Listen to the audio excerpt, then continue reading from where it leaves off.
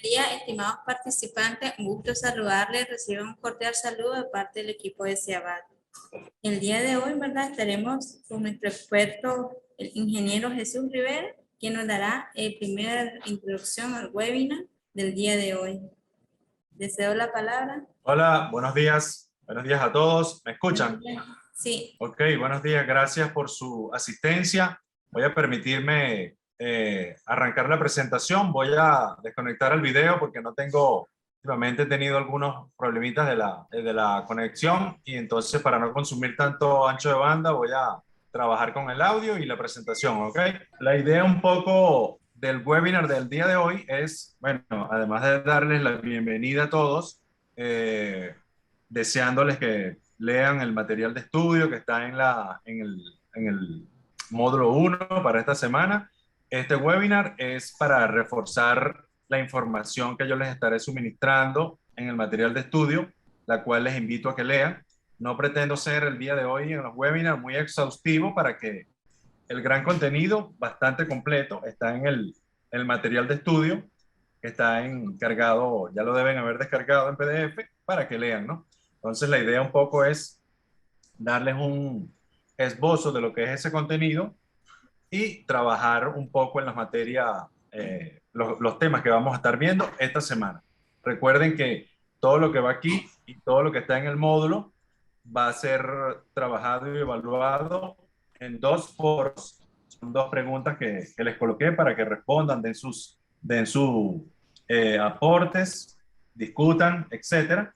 Yo después les iré calificando. También está el tema de el examen de cada módulo. Son 10 preguntas de selección para que ustedes, en base a lo que han leído en la semana, puedan responder esas preguntas. Pues.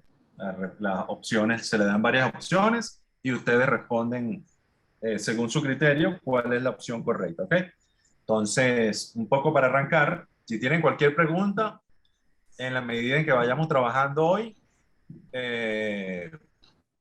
la hacen saber por aquí, levantan la mano en el chat de Zoom o hacen una consulta que yo les respondo. Un poco la idea del módulo 1, como les mencioné, este es un módulo siempre introductorio, un módulo en el cual vemos los principios básicos de las comunicaciones por satélite y estamos trabajando entre los temas, vamos a ver lo que es el modelo del enlace de comunicaciones.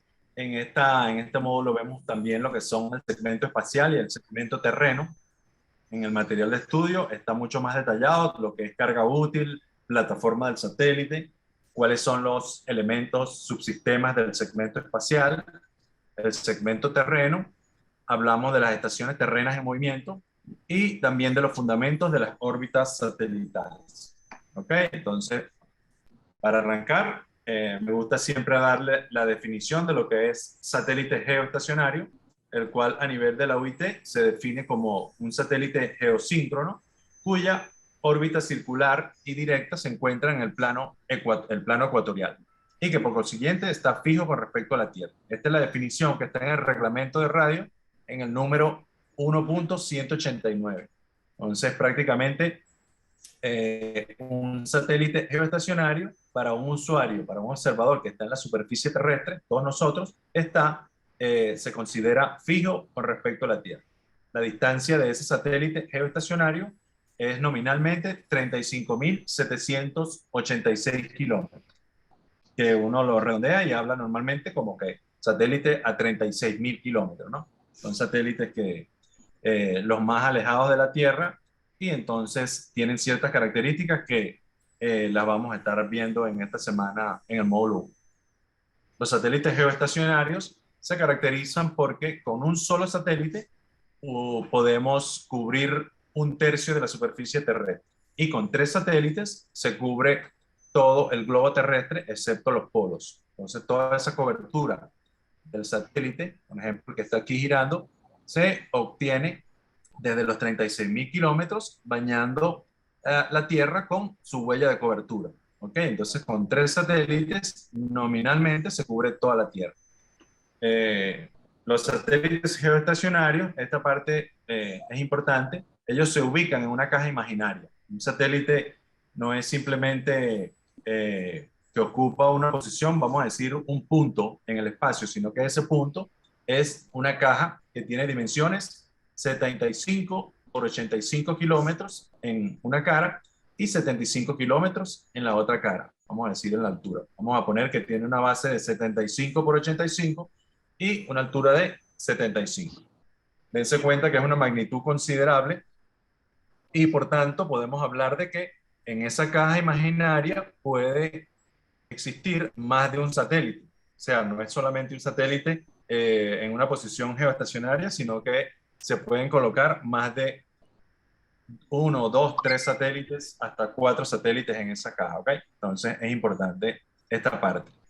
La técnica de acceso múltiple, cuando hablamos de un satélite geoestacionario, permite que varias estaciones terrenas puedan acceder simultáneamente a un transpondedor del satélite. O sea, todas estas estaciones terrenas ubicadas en cualquier parte del globo en la huella de cobertura, a través de las técnicas de acceso múltiple, esas técnicas de acceso múltiple las vamos a estar viendo en detalle la semana que viene en el módulo 2, a través de esas técnicas que se las puedo adelantar, FDMA, TDMA o CDMA, se puede acceder varias estaciones terrenas pueden acceder a un mismo transpondedor del satélite.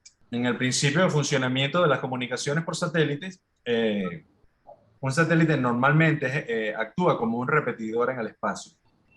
Existe una estación terrena, la cual tiene un enlace de subida o uplink, la cual llega al satélite y este la recibe, amplifica esa señal la cambia en frecuencia y luego la emite de vuelta a otra estación terrena receptora, ¿no? Entonces ahí el satélite está utilizando como un repetidor en el espacio.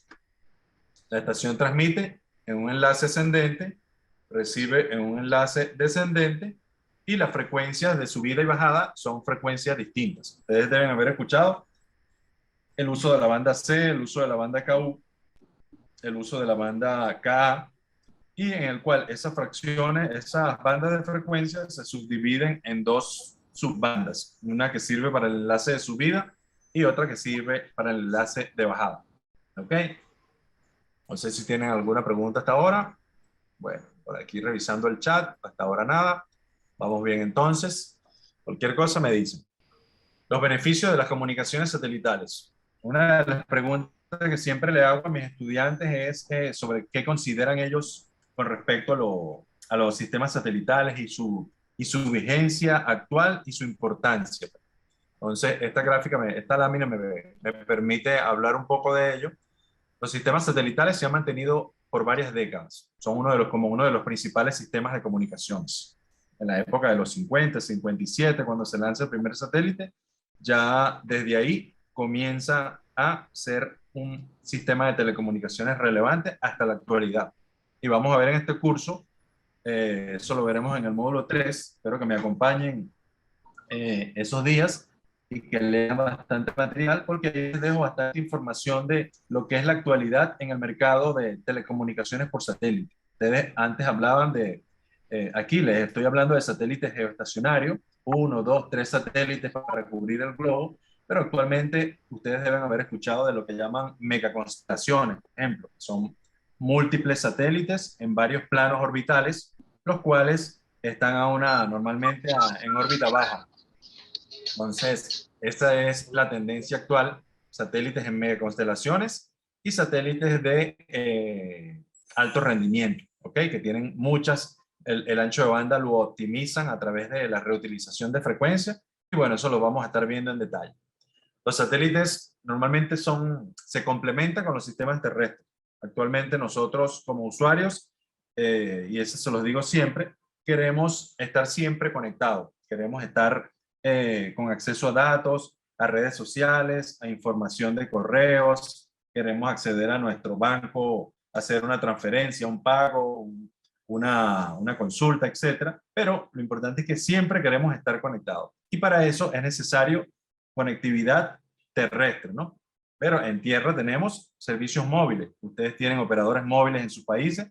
Ustedes tienen un operador fijo, incumbente, que es el que le proporciona servicios fijos. Y así hay otros proveedores de Internet.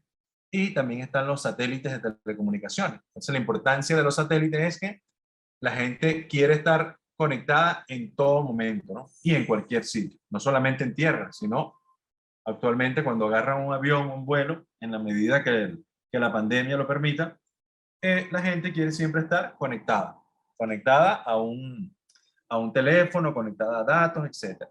Te montan en un barco, quieren estar conectados. Por eso es que hablo aquí de se complementan con los medios terrestres. Y eso es algo muy importante. Ustedes también deben haber escuchado por ahí, y aquí se lo menciono, que los satélites suministran conectividad desde otras redes, donde otras redes no pueden. Por ejemplo, lo que les acabo de mencionar, los aviones comerciales, los cruceros, los barcos, los trenes, trenes de alta velocidad o convencionales. Ahí, eso estamos hablando de lo que se llaman estaciones terrenas en movimiento. Esta, estas siglas aquí son muy importantes y las tomen nota de ellas porque las vamos a estar viendo y vamos a conversar luego. Esto lo vamos a estar viendo en este curso y en este módulo y en los módulos sucesivos. ¿Ok? Estaciones terrenas en movimiento. ¿Ok? Que no son prácticas, son prácticamente estaciones ubicadas en un avión, estaciones ubicadas en un tren o en un barco, las cuales se conectan directamente con el sistema, con el satélite, normalmente de tipo geoestacionario. Aquí la idea es mostrarles un conjunto de los tipos de satélites. Los satélites, los que vamos a estar viendo en este curso, básicamente son satélites de órbita, satélites de comunicaciones, que son los que les mencioné, que actúan como un repetidor en el espacio, ¿no? Entonces, el repetidor es el satélite geoestacionario y son satélites de telecomunicación, los que usamos normalmente para acceso a datos, a información, a voz, etcétera. Pero también existen otro tipo de satélites. Tenemos satélites de radiodifusión, tenemos los satélites científicos, tenemos los satélites de observación de la Tierra, los satélites meteorológicos y satélites de radionavegación. Todos estos satélites tienen sus características y servicios particulares y servicios los cuales prestan dependiendo del tipo de usuario. Por ejemplo, los de observación de la Tierra permiten a los científicos obtener datos del ecosistema de la Tierra y sus fenómenos naturales. Ustedes normalmente usan satélites de radionavegación, o nosotros usamos satélites de radionavegación cuando usamos el GPS, ¿no? Ustedes deben haber escuchado el sistema de posicionamiento global, que es el más comercial, pero no es el único, porque existen otros satélites de radionavegación. Eso se menciona en detalle en el material de estudio de esta semana que tienen en el PDF. Les menciono en detalles todos estos sistemas que son el GPS, el GLONASS, que es ruso, el sistema Galileo de la Unión Europea y el sistema chino Beidou.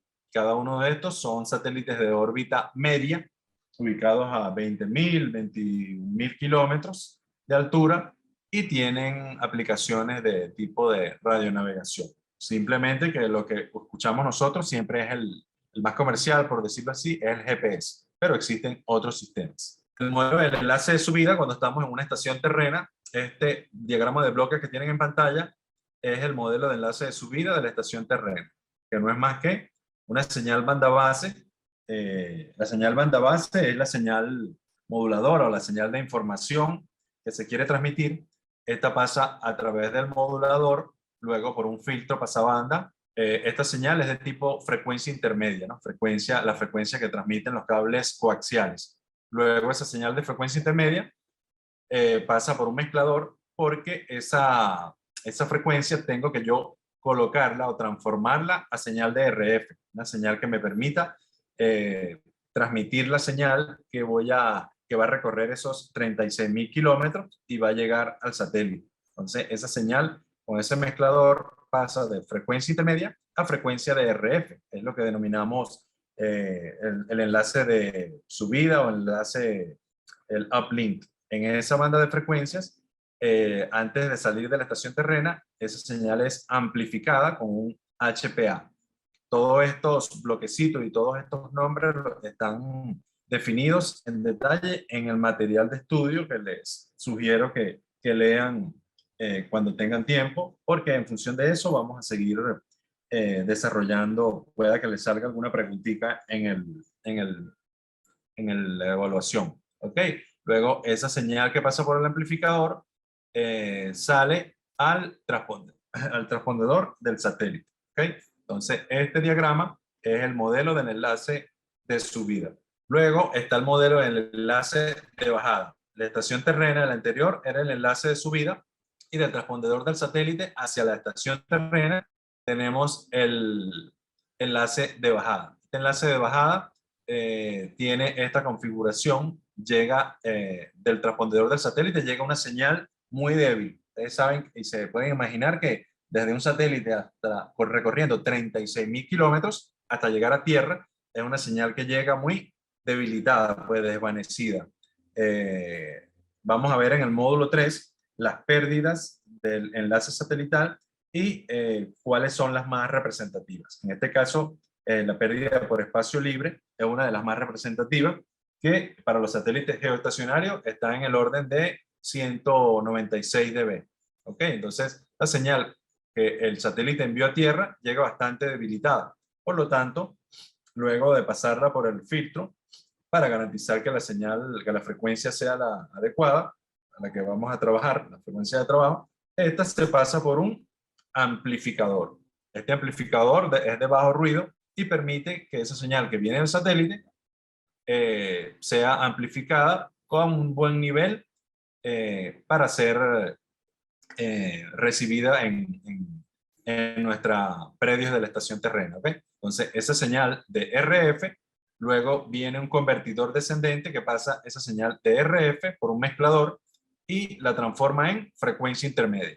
La frecuencia intermedia es la que pueden pasar a través de los cables coaxiales que el usuario receptor pues necesita, es la que se transmite normalmente por los cables y llega la información al usuario. Entonces, este bloque es del bloque del enlace de bajada, ¿ok?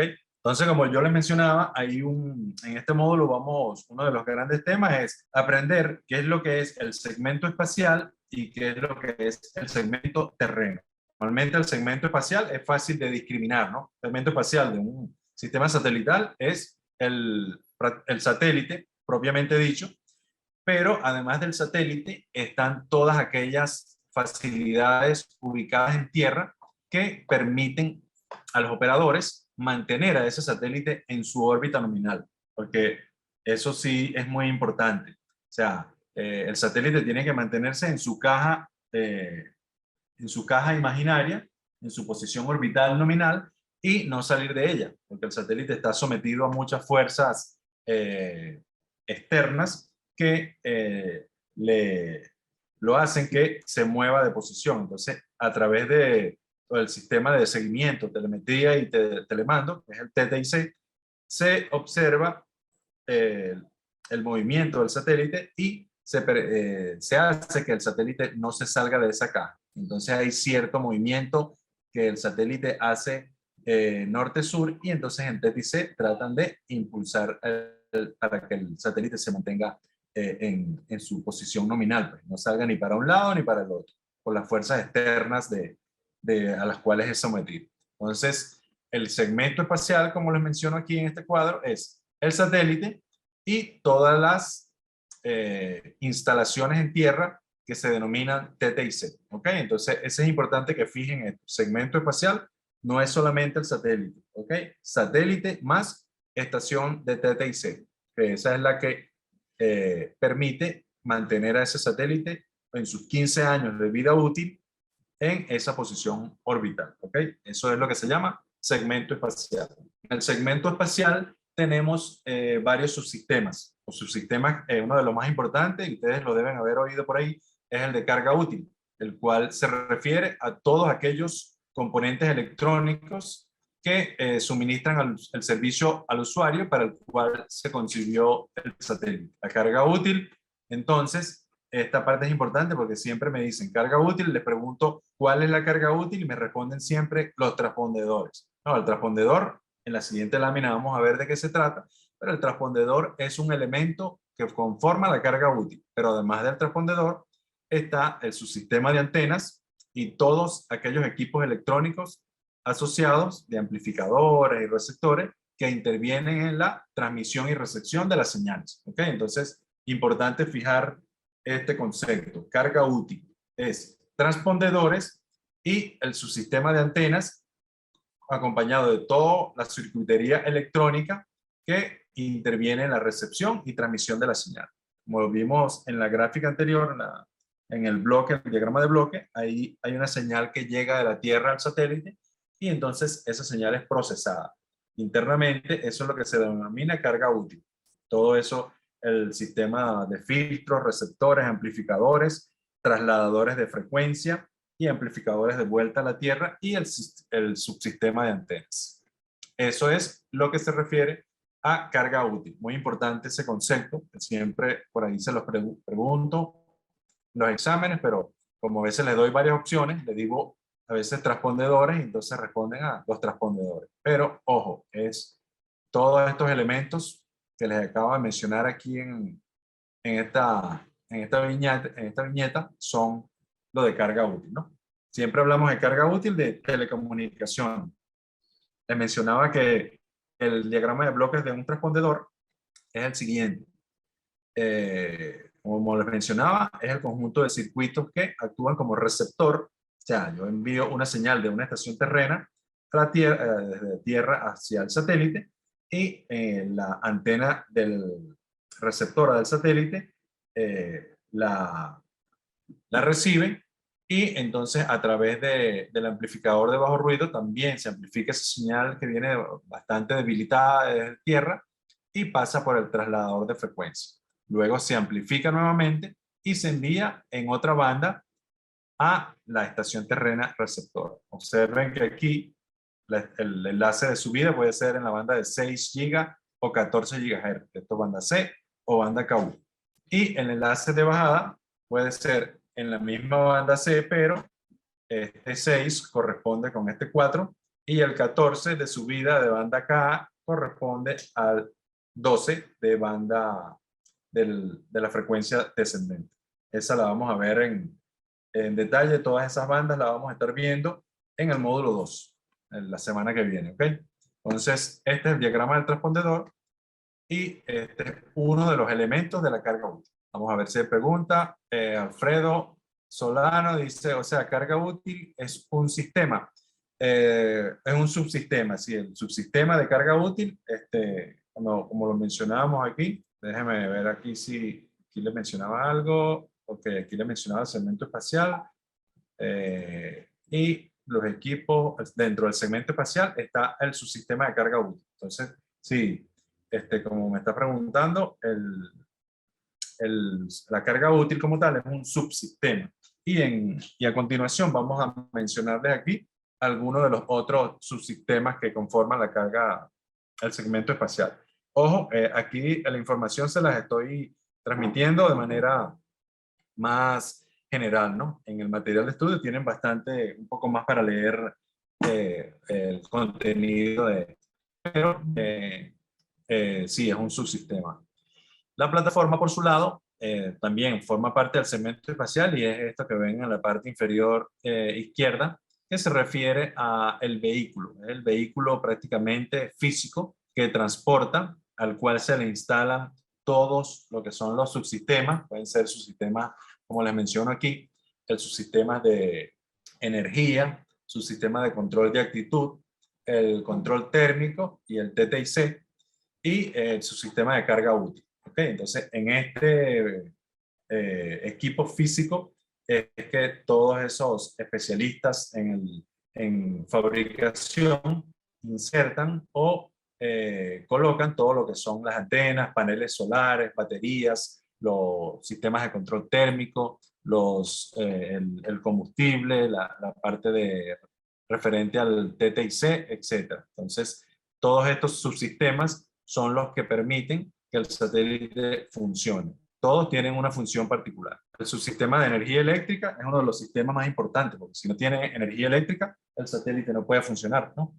Entonces, la principal fuente de energía eléctrica son los paneles solares. Estos son paneles que son de silicio cristalino y de arsenio de galio, y son los que se despliegan cuando el satélite es lanzado en el cohete lanzador.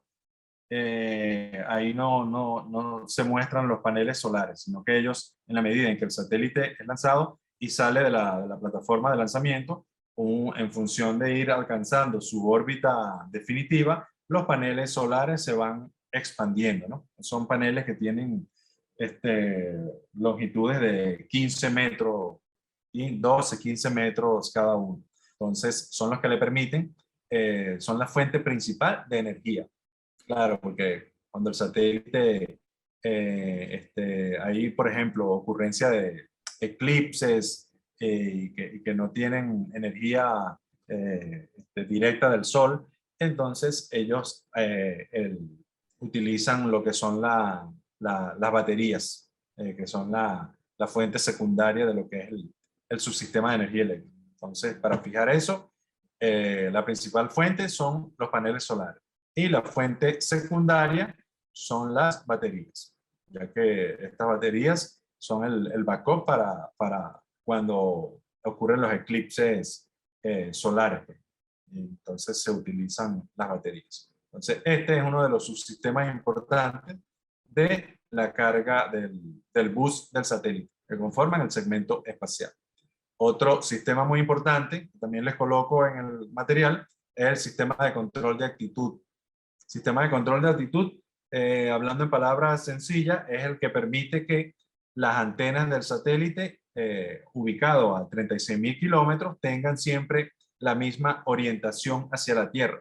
Porque ustedes saben que aquí en Tierra están las estaciones terrenas que son fijas. Ustedes ven en los techos, en las paredes de los edificios o en tierra, una antena fija transmitiendo con una orientación hacia algún satélite. Esa antena normalmente no se mueve, la antena de los usuarios no se mueve.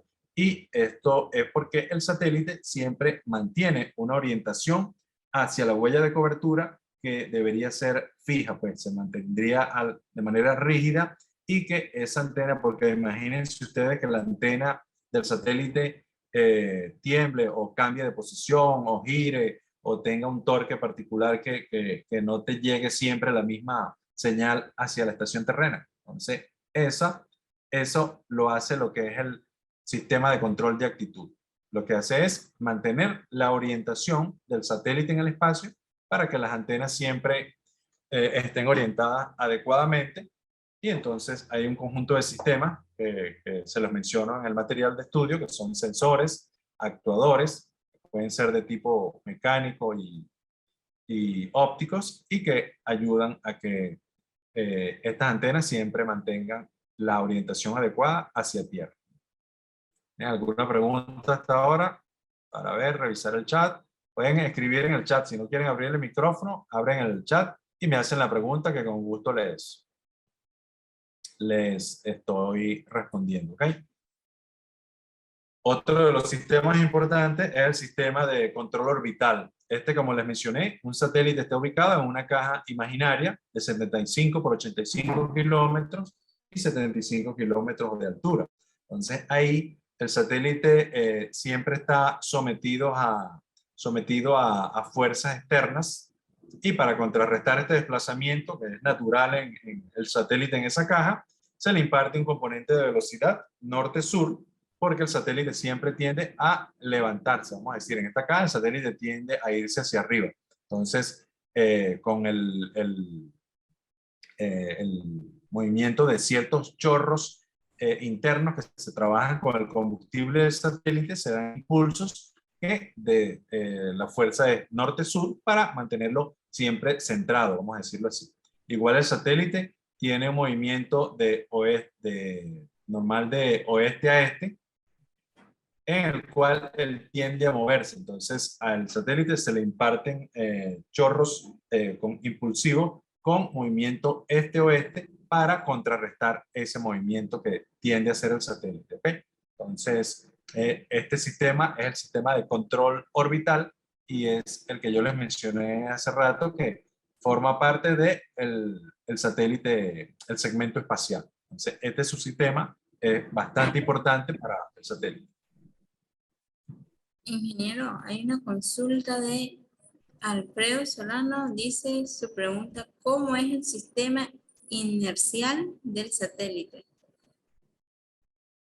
Bueno, el sistema inercial es el que forma parte de lo que son estos dos elementos de control orbital y de control de actitud. El sistema de control inercial lo que hace es, a través de los propulsores, los thrusters que se llaman, mantener a través de esas, como lo dije en la anterior, déjame mostrar la anterior lámina, a ver aquí, aquí en esta lámina se observan los giroscopios y acelerómetros, que son los que permiten mantener de manera mecánica todo lo que es la orientación del satélite. Entonces, también existen las ruedas de reacción que le permiten mantener esa orientación hacia tierra. Entonces, lo que es el sistema inercial es lo que es todo ese compendio. Un sistema inercial pueden ser el sistema de control de actitud propiamente, que hace que el satélite como tal mantenga esa posición u orientación. Entonces, en conjunto, se mantiene a través de esos torques, o sea, porque si el satélite es como que se prende un motorcito, entonces a través de un chorro de impulso, si el satélite va cayendo, el chorro impulsivo tiende a levantarlo. Y si se está moviendo hacia la izquierda, hay otro chorro impulsivo inercial que tiende a moverlo hacia la derecha. Entonces compensan con esos elementos, esos instrumentos que tienen ópticos y mecánicos, y la idea principal es mantenerlo en posición, mantener la orientación. ¿Ok? Entonces, esos elementos están bastante detallados. Les invito a que los revisen en el material de estudio, porque ahí les hablo bastante en detalle de esos elementos del segmento espacial, el subsistema del segmento espacial. Entonces, ahora vamos a ver lo que es el segmento terreno. Hay alguien que dejó el video por ahí, está grabando un video de la calle. José Mesa. Creo que se distrajo ahí con el teléfono y la cámara. El segmento terreno son estaciones, básicamente las estaciones terrenas, ¿no?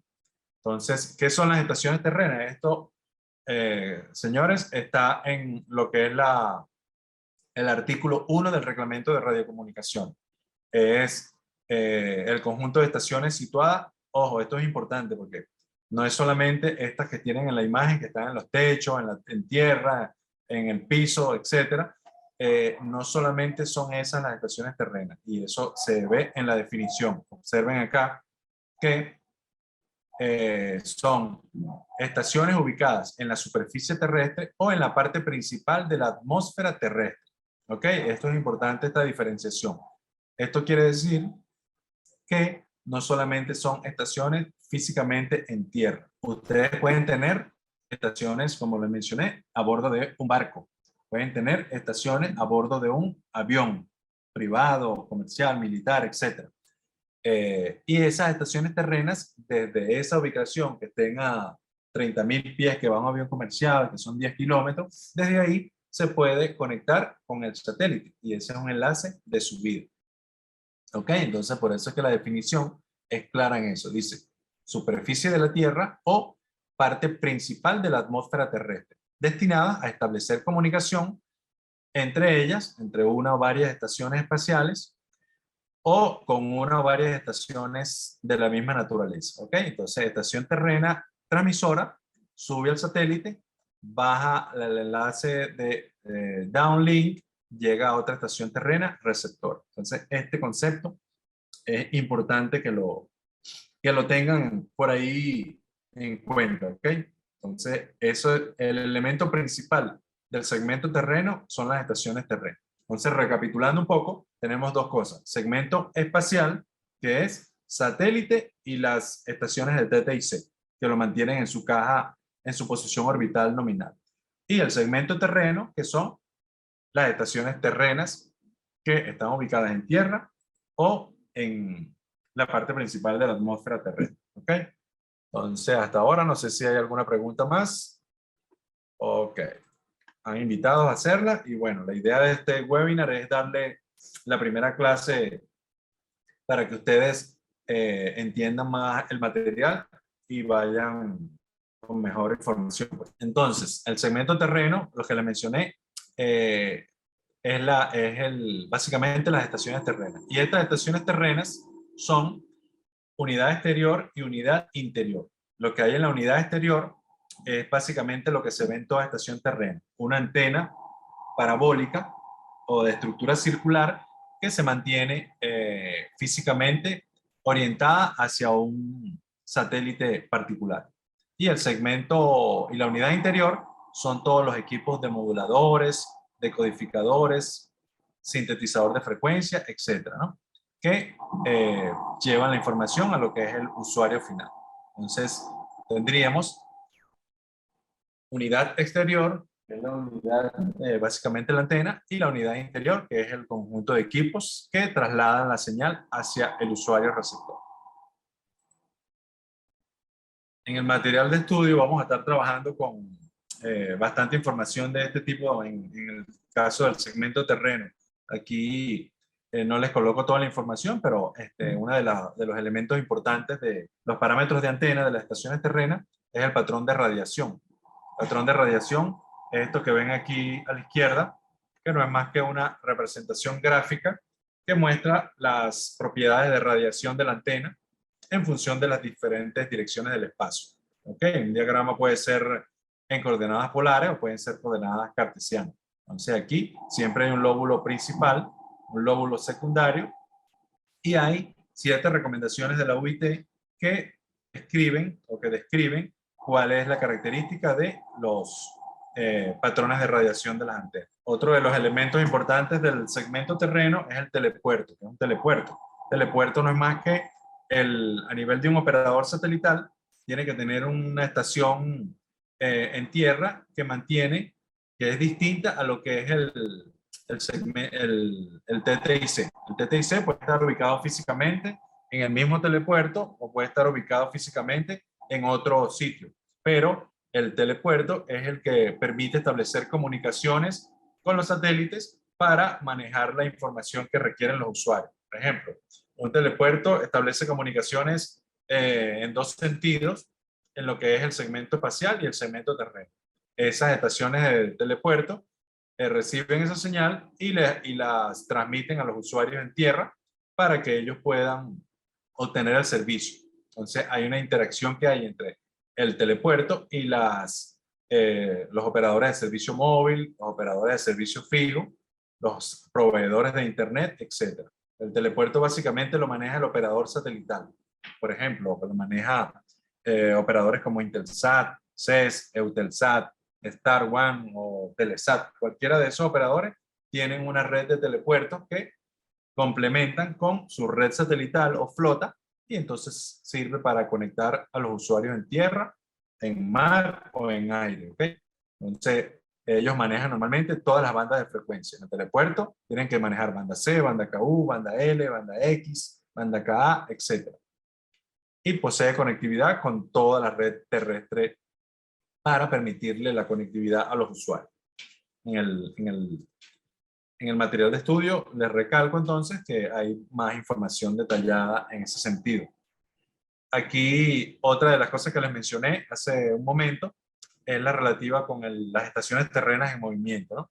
Estaciones terrenas que observen aquí están ubicadas en el techo de un avión y que desde ahí un usuario que se quiera conectar a internet, acceder a correo, acceder a su información a la que siempre accede desde tierra, puede hacerlo. Claro, eso es un servicio que presta la aerolínea comercial y entonces el usuario que tenga cómo pagar ese servicio, pero que quiera seguir conectado en un momento importante del vuelo, vuelos que duren más de 6 horas, 8 horas, 10 horas, que son muy largos. Hay gente que no tiene tiempo o sea, que no puede estar desconectado tanto tiempo. Entonces, si necesitan información al momento, entonces se conectan a través del servicio que presta el avión, pero ese servicio el avión es una estación terrena.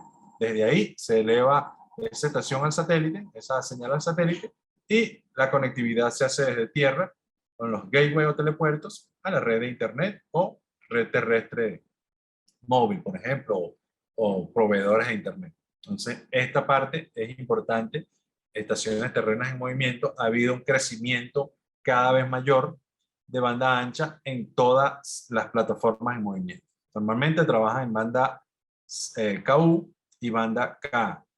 ¿Ok? En inglés ellos se llaman ESIM, Earth Station in Motion. En español se les denomina ETEM, estaciones terrenas en movimiento. En la Conferencia Mundial del 2019 en Egipto hubo un logro importante para estas estaciones terrenas en movimiento. Se obtuvo la resolución 169, en la cual se indican todo lo que son los requerimientos técnicos y operacionales para el manejo de estas estaciones terrenas en bandas de frecuencia. Por ejemplo, en la del 2015, la banda de frecuencias que se obtuvo para estas estaciones terrenas de 500 MHz fue de 19.7 a 20.2 y 29.5 a 30 GHz. Estos son un ancho de banda de 2 por 500 MHz para el servicio fijo por satélite, para que fueran utilizadas por estas estaciones terrenas. Ahorita, en la CMR 2019, se amplió este ancho de banda desde 27.5 a 29.5, o sea, por debajo de esta banda de frecuencia 29.5, se obtuvo desde 27.5 a 29.5 y desde 17.7 a 19.7. O sea, que actualmente existen 2.5 GHz de frecuencia en banda KA para ser utilizada por las estaciones terrenas en movimiento. Y eso es en base a la importancia que tiene actualmente este tema a nivel del requerimiento de banda ancha en distintas modalidades, pues, en las estaciones terrenas marítimas, estaciones terrenas aeronáuticas o estaciones terrenas a bordo de trenes, vehículos, camiones, etc. Este es un punto bastante importante y que ha tenido bastante relevancia en los últimos tiempos a nivel de bandas de frecuencias. ¿Tienen alguna pregunta hasta ahora? ¿Todo está claro? Qué bueno. Buenos estudiantes que están ávidos de información para sacar buena nota en su curso. Pero esto, como les dije, es información. Cuando uno recibe información, bueno, la complementa con la lectura y bueno, después cuando tengan el foro de discusión, los chats que tenemos en las preguntas que les coloco, ahí yo les doy feedback adecuadamente. ¿Okay? Así que la importancia es que se lean el material, que está bastante completo, y que puedan complementarlo con los webinars. Y cualquier pregunta me contactan, me contactan, yo estoy a la orden por correo electrónico, estoy a la orden por el chat de la plataforma del campus virtual y siempre activo para responder sus preguntas. Espero que el mes de diciembre, como es un mes que es un mes particular para todos, no los afloje un poco en el tema de revisión del curso, pero igual estamos a la orden para seguir trabajando con ustedes todo este mes y bueno, tenemos una quinta semana que es de recuperación, que es la primera semana de enero, en la cual siempre estaré a la orden por ahí. ¿Ok? Entonces, en esta lámina les muestro los tipos de órbitas según la posición que ocupen a nivel de su distancia desde el satélite hacia la Tierra. Está el satélite que normalmente es el que estaremos trabajando, que es el de órbita geoestacionaria, o GEO, que son los que les mencioné, 36.000 kilómetros desde la Tierra, de la superficie terrestre hacia el satélite. Está ubicado en el plano ecuatorial y tiene un periodo orbital de 24 horas. ¿Okay? Es el mismo periodo orbital de rotación de la Tierra. Por eso es que para un usuario que está en Tierra, el satélite pareciera que es un punto fijo en el espacio respecto a la Tierra. Luego está el satélite de órbita media.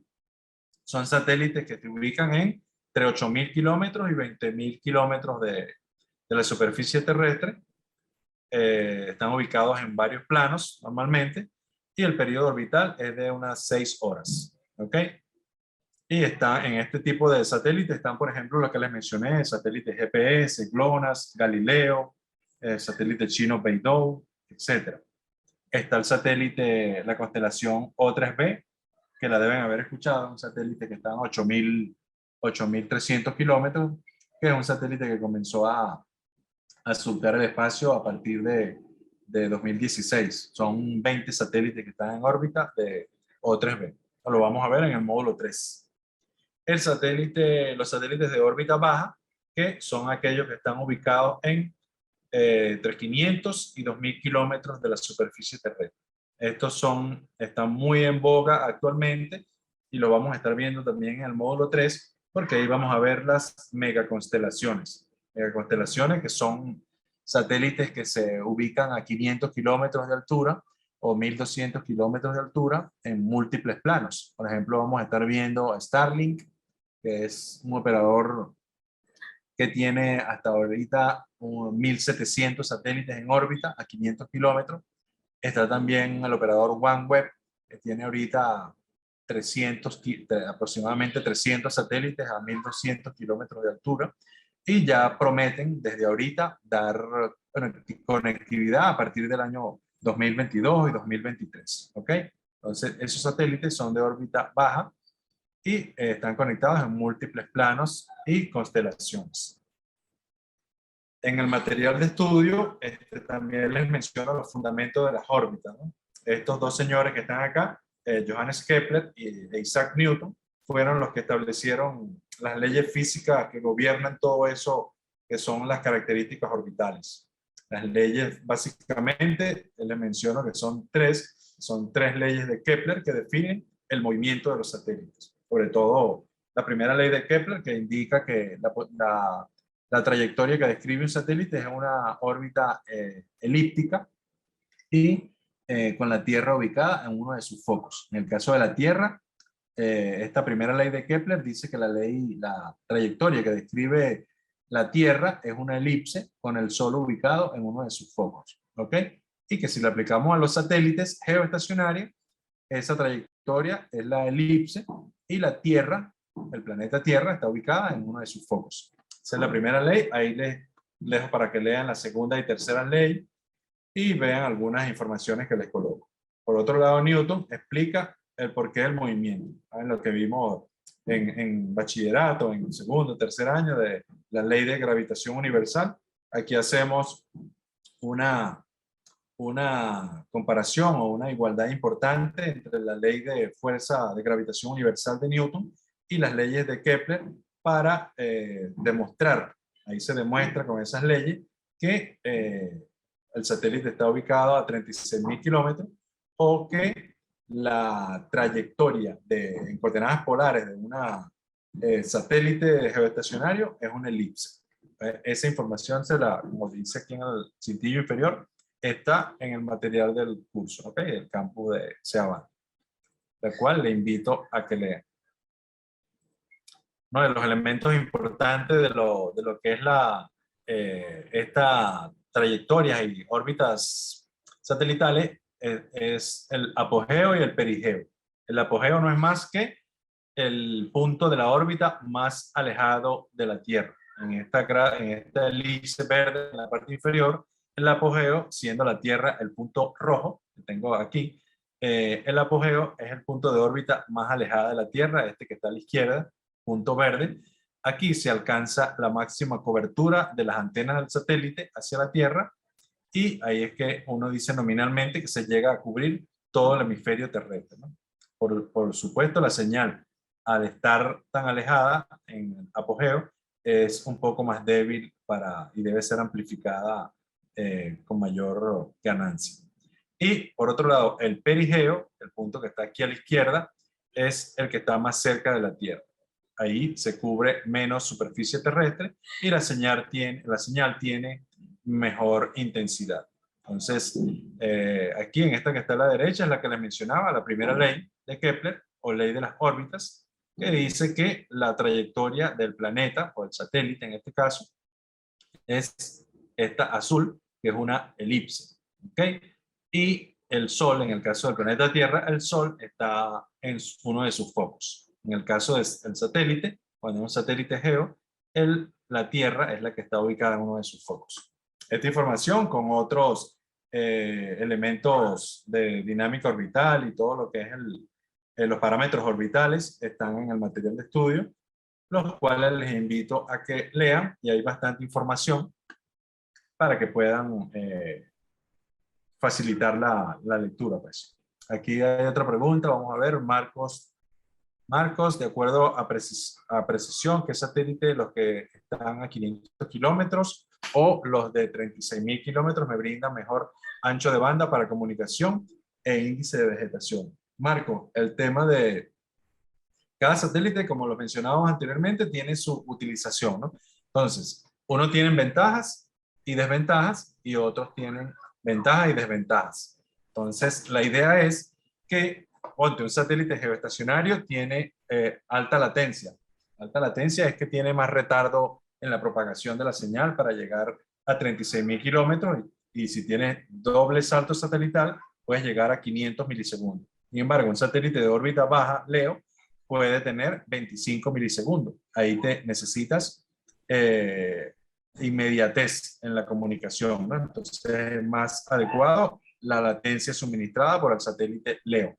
El satélite que te da actualmente mejor ancho de banda son los satélites de alto rendimiento. Alto rendimiento pueden ser satélites que utilizan una misma banda de frecuencias, ponte 500 MHz de banda de frecuencia en banda KU, y la reutilizan, eso lo vamos a estar viendo, no se preocupen, en el módulo 3, y la reutilizan en un segmento, en un haz puntual, pueden tener múltiples haces puntuales y reutilizan esa frecuencia. Entonces, al reutilizarla, tienen mayor capacidad de utilización de ancho de banda y tienen mejor eficiencia espectral. Y entonces esos satélites de órbita baja que estamos viendo ahorita, que son las megaconstelaciones, tienen bastante utilidad para incremento del ancho de banda y velocidades de transmisión. Entonces, pueden ser, de acuerdo a tu pregunta, mejor ancho de banda para comunicación pueden ser actualmente, si son geoestacionarios, hay buenos anchos de banda, porque hay satélites nuevos de alto rendimiento, que es lo que te acabo de mencionar. Pero también hay buen ancho de banda y velocidades, pero hay menos latencia o retardo con los satélites pequeños. Recuerda que si el satélite está más cerca de la Tierra, la señal que sube y baja lo hace más rápido. Si está más alejado de la Tierra, la señal que sube y baja es más lento. ¿Ok? Entonces son milisegundos, pero en cuestiones de comunicación es importante la latencia. ¿Alguna otra pregunta? Andrea, tienes la palabra. Solicita la palabra. Adelante. Hola, buenos días a todos. Buenos días. Bueno, primero que todo, muchas gracias por la presentación. Es que, pues, propiamente de la presentación no tengo una duda, pero sí del curso. Entonces, no sé si puedo... Bueno, adelante, ahí te ayudamos. Intentamos ayudarte para aclarar. Lo importante es aclarar las dudas para que ustedes arranquen bien el curso. ¿Cuál es tu duda? Mi duda es me tiene un poco confundida el asunto de este apartado de quiz de conocimientos previos que está en la plataforma. No sé si de pronto lo mencionó, yo me conecté unos minuticos después, no sé si de pronto al iniciar mencionó este quiz, pero mi pregunta es, ¿este quiz es la prueba que se va a ir haciendo cada módulo o es diferente a la prueba de cada módulo? No, no, Andrea, este quiz de conocimientos previos, como lo indica, es para que ustedes exploren cómo están su nivel de conocimientos y manejo de la información que estaríamos viendo en este curso. Es así como que entren al aula de clases y yo el primer día les diga, Andrea, por favor, te hago una pregunta de esas que están en el quiz, a ver, y haga un sondeo. Eso me permite a mí ver, y a ustedes mismos, pues a mí y a ustedes ver el punto en el cual están ustedes en cuanto al conocimiento que tocaría de manera general este curso. Esa no es la prueba a la que está en cada módulo y que estaría referida al material que veamos. ¿Ok? Esa prueba es para que ustedes vean, bueno, respondí todas las preguntas bien, estoy chévere, estoy bien, manejo bastante información. Si respondí una de 10, bueno, me hace falta bastante leer más y ir a todos los webinars, leer el material, estar activo, activa. Ok, ese curso, ese quiz es para eso. El que va a estar disponible, no estoy seguro, ahí no estoy seguro qué día.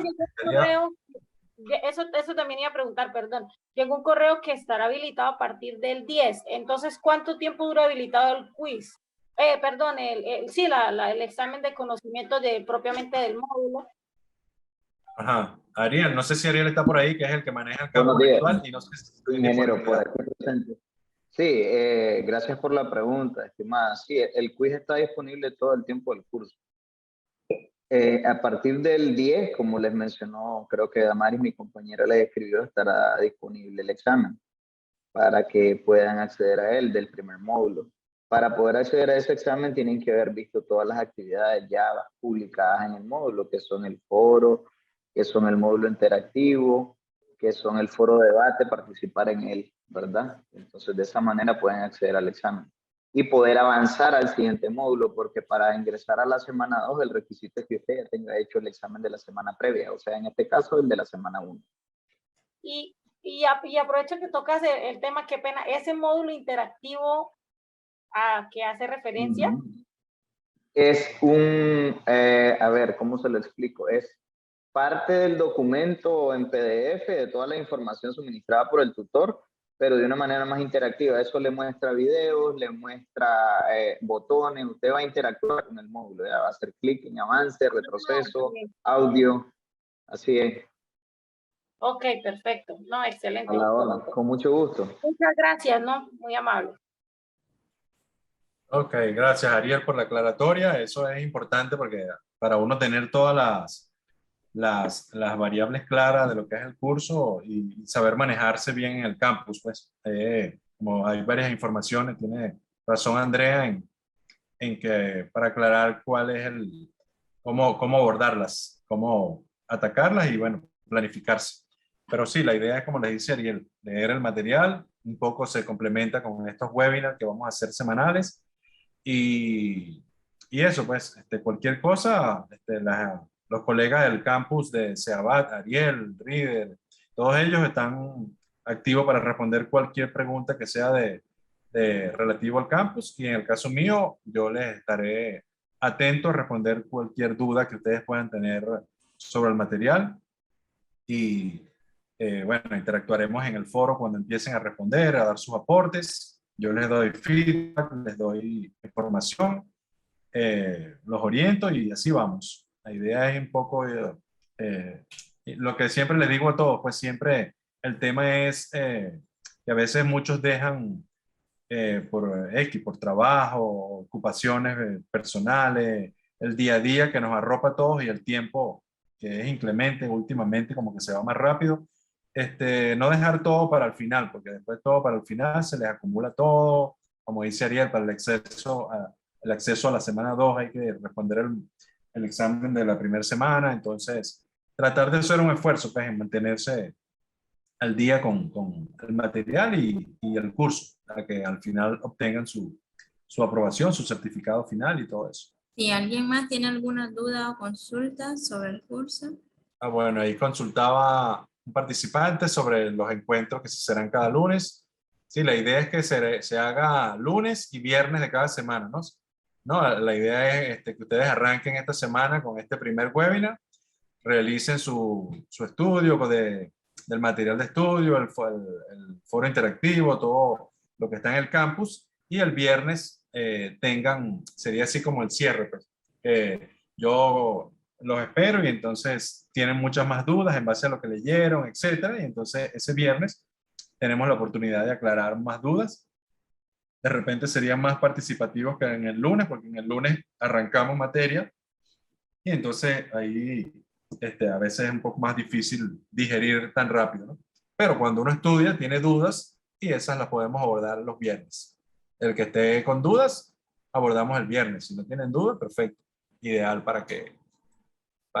pero bueno, la respuesta es lunes y viernes, los webinars. Y a la misma hora, que será a las 10 horas Centroamérica, hora de Nicaragua. ¿Ok? Si no hay más consulta o pregunta, le agradecería que encendieran sus cámaras para una foto. Bueno, nos va orientando con la foto para ver, hay pocas cámaras activas. Miren que el que sale en la foto es un plus adicional para pasar al módulo. Ingeniero, tal vez deja de compartir para que se vea mejor todas las cámaras. Ah, Por ok. favor. Sí, es que se reduce el campo. Se deja de compartir. Sí. Perfecto, y sí. Listo. Muchísimas gracias a todos. Saludos. Ok. Listo, compañeros. Entonces, gracias por su participación y nos vemos el siguiente viernes. Dios mediante. Muchas gracias. Feliz Tengan buen día. Gracias a todos. Muchas gracias. Buenos días a todos. Saludos, don Alfredo.